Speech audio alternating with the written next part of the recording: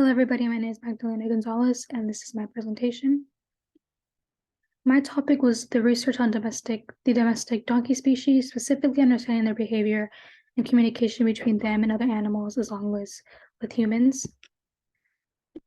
So for some background context, I live on a ranch in Sacramento with about 5 acres, and with those acres we have different sort of farm animals. And the first animals we had on the property were actually donkeys. I wanted them as a gift when I was younger because I was fascinated by them. So that picture is when I first got them.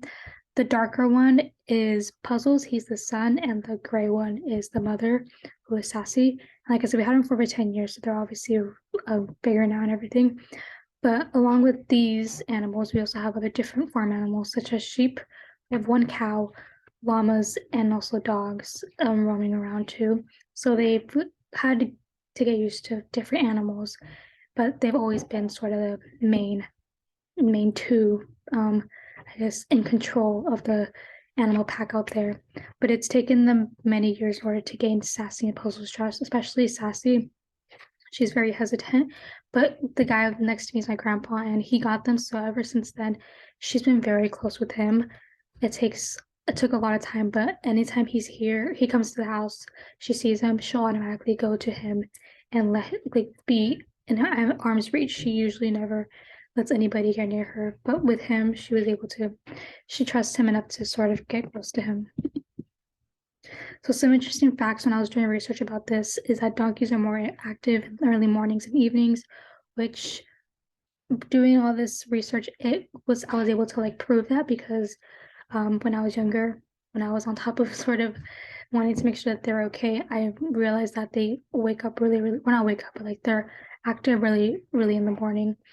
I remember before going to school, I would leave around 6 in the morning. So right before I leave, I would feed them because that's when they were the most I guess active. They would cry, or not cry, but they'd make their noise, the typical donkey noises, until they got fed. I would feed them carrots, and they would be quiet. And then the same thing at night, once the sun started setting, they would start making the noises again. You're like, okay, it's time for them to get fed. Like they have another schedule.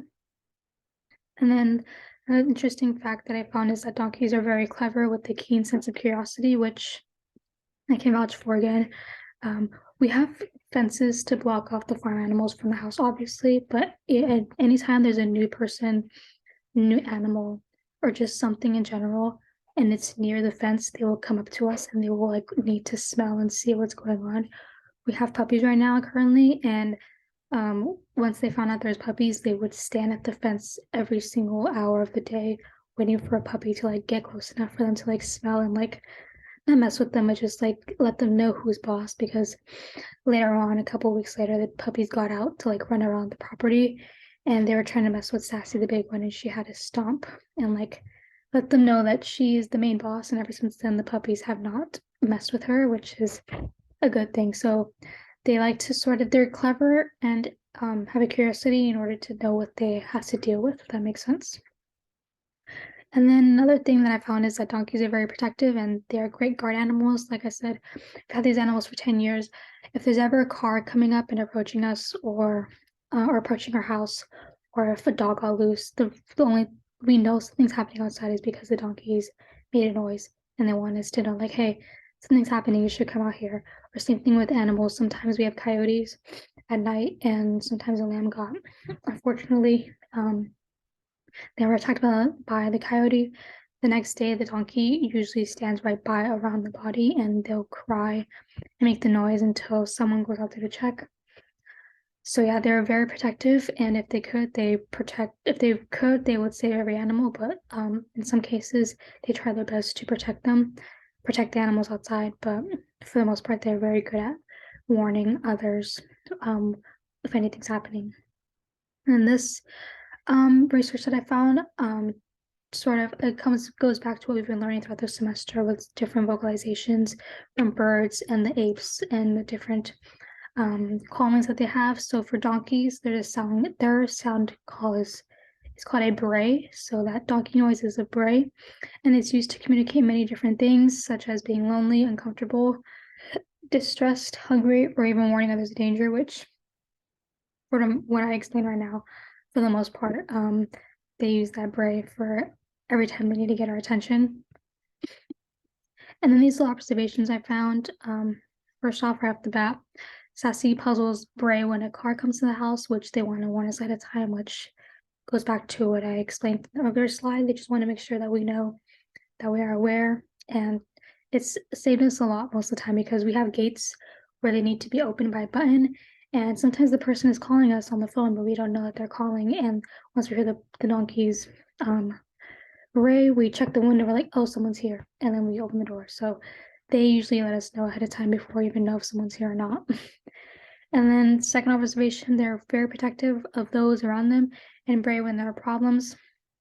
Like I said, we have a lot of coyotes, especially during the summertime, and I could say that there have been a lot of situations where we've seen, sometimes we're out at night during the summer just hanging out, and we actually witness that there's a coyote out there in the back, and then before going out there, we could see that Sassy and Puzzles are chasing it around and trying to stomp on it so it could get away from all the lambs, because especially during summertime, a lot of the babies are born for us, so a lot of the babies get taken first, and we notice that the donkeys are very, very protective over the babies and making sure that no coyotes go in the back. And this is another thing I forgot to mention in the beginning. Sassy, the mother, I've noticed that she doesn't like to bray a lot. She only brays if she actually she needs to. And so I also saw that with research that the males are more typical to bray and make the more communication vocally, and the females are more with their body or like the language that they do. And I can say that when feeding the donkeys with other animals, I can say that Sassy does have a lot of physical language when she expresses how she feels. So when we're feeding them, we usually do different corners so that everybody could have their own space to eat. But lambs are very, very greedy and they like to pick at each one until they feel satisfied. So usually sometimes some of them try to go to Sassy's corner to get her food, and I always see that she stomps or she makes like a noise from her mouth, sort of telling them to like back off. And right away once she stomps, they usually run away because they don't want to mess with her. So I noticed that is her way of communicating, not so much with the vocalization, but more with the physical language. Then this other observation that I found is that it's more recent. Recently, Puzzles and Sassy, Puzzles got sick. He got a flu from something. We were able to figure it out. But they demand a lot of attention when they're ill, and they want you to like get close to them. Usually, Puzzles is very good with people. He comes up to people a lot, but when Sassy doesn't like talk or not talking, doesn't like people interacting with her. She likes to be by herself. But when Sassy and Puzzles, they both got sick, Sassy was letting us get close to her and like actually checking out to make sure that she was okay. And it was just interesting to see that how much attention she demanded from us. Like she would stand on the fence and like let us go up to her, let us check everything just to make sure she was okay. But as soon as we fixed them up, she went back to her ways and hasn't let us get close to her ever since. So it's just interesting to see how much they change when something happens. And yeah, I think that was very interesting. But overall, it was interesting to see how their communication with just a single bray or just the way they move their body and they kick a leg. It was interesting to see how they communicate, how we as humans were able to understand it. Like I said, with just a single call, once they make a noise, we check the window because they're, and we know someone's there. Like it's just very interesting to see that. But overall, it was great to sort of have a reason to finally understand why my donkeys are the way they are. I've had them for over 10 years. I've always wondered why they were that way, but now with this research, I was able to fully understand, like, oh, they really trust us and they just want to look out and just be protective, which is what they're naturally born to do. That was my presentation, and thank you for watching.